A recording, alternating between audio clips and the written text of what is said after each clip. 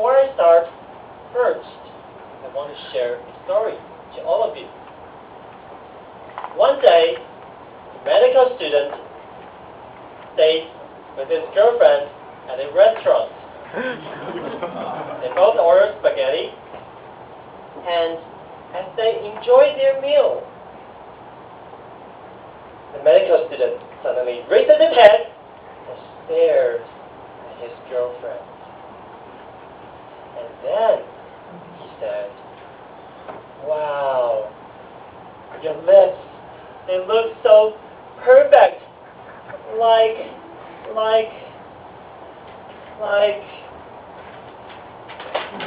anal sphincter."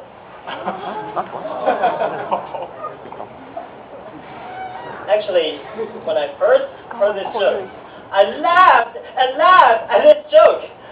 I mean, why does he have such a strange sense of humor? Does he run out of his normal humor? But as I tried to figure out my speech recently, I started to realize that, hey, I seem to lose my normal sense of humor too. Oops. I mean, it seems really, really hard for me to find a single idea to amuse my audience. You know, I often try to overcome my stage fright by thinking of my audience as watermelons. But then, the question is, how can I actually make all those watermelons laugh? And to make things even worse, I'm now a third-year medical student.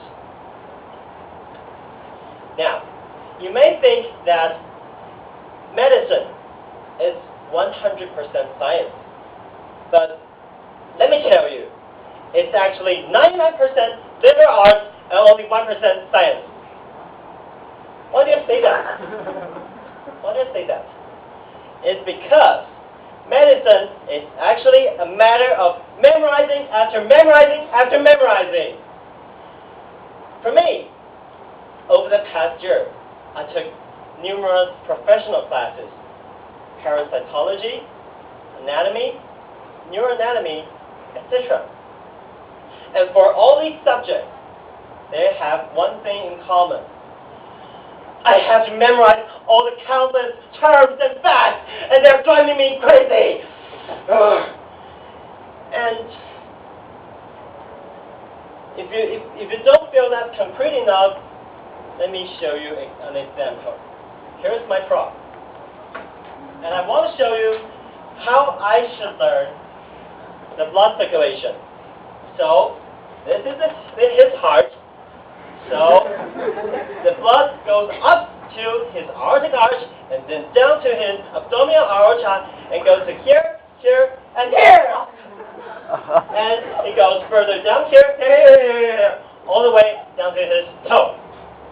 And when the blood comes back, it goes from his toe, from here to here to here to here, all the way back to his heart. Wrong side. Okay, thank you.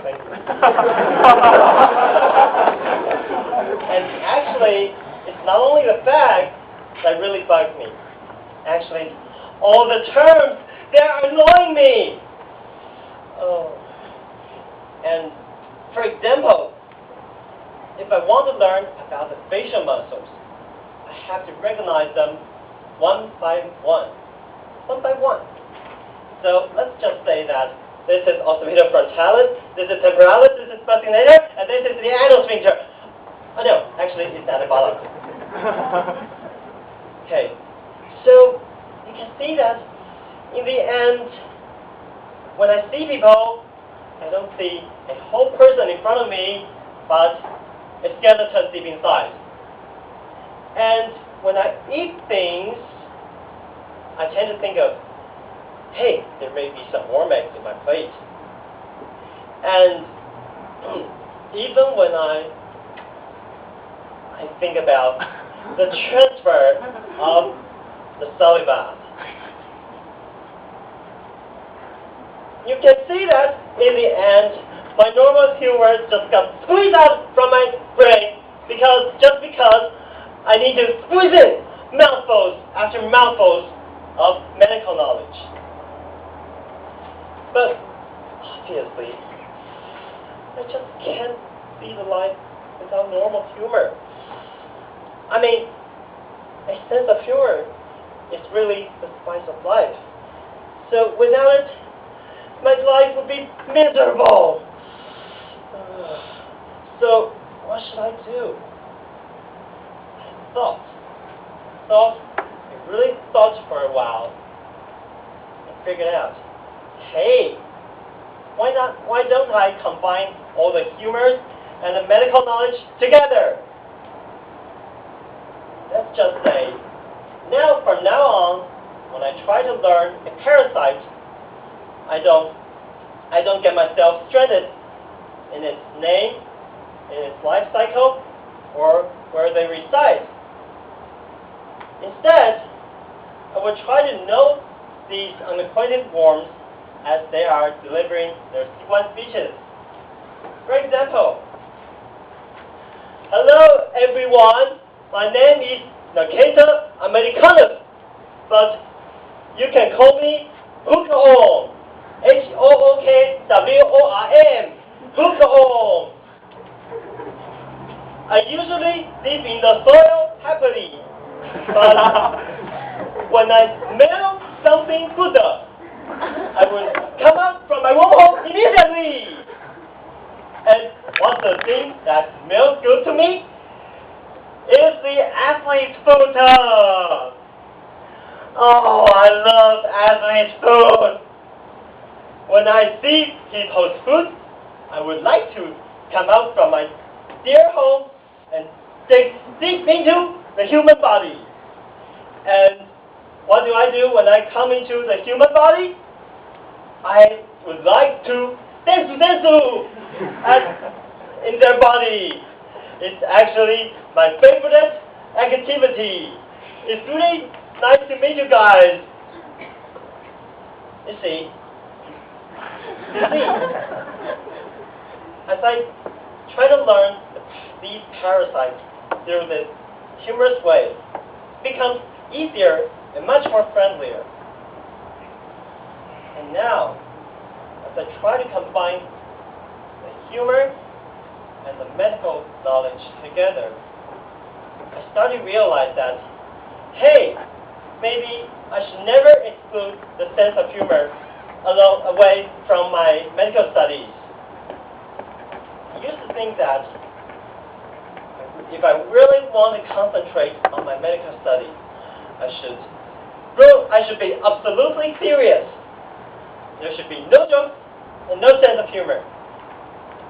But in the end, I found that it actually makes me feel really unhappy and stressed out.